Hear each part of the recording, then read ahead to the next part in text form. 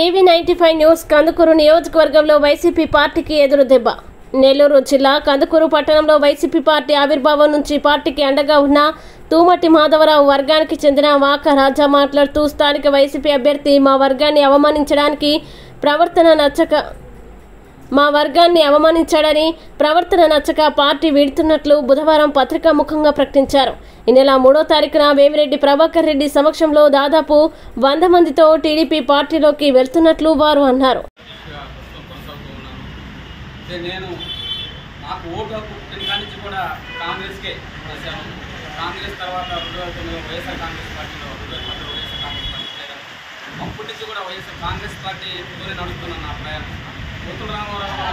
గెలిపించుకున్నాం.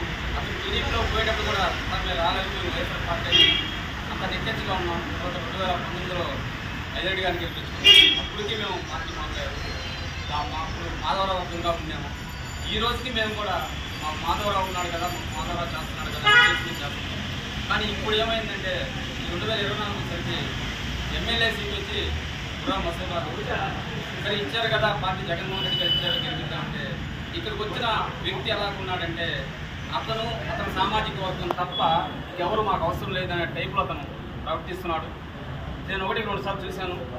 అసలు మమ్మల్ని అసలు లెక్క చెప్పలా, వీళ్ళు మాధవరావు మనుషులు, వీళ్ళది ఏం లేదు, వీళ్ళతో మనకు పని లేదు, వాళ్ళ ఓటింగ్ మనకు అవసరం లేదనే టైప్లో అతను బిహేవ్ చేస్తున్నాడు. కనీసం రెస్పెక్ట్ లేదు, ఏమీ లేదు. గౌరవం యూత్ అధ్యక్షుడిగా నాకే ఏది జరుగుతుంది, మరి సామాన్య కార్యకర్తకి ఎలా జరుగుతుందని నేను బాగా బాధతోటి మాకు ఏం చేయాలో అర్థం కాక ఈరోజు మనసు చంపుకొని తెలుగుదేశం పార్టీలోకి వెళ్తున్నాము.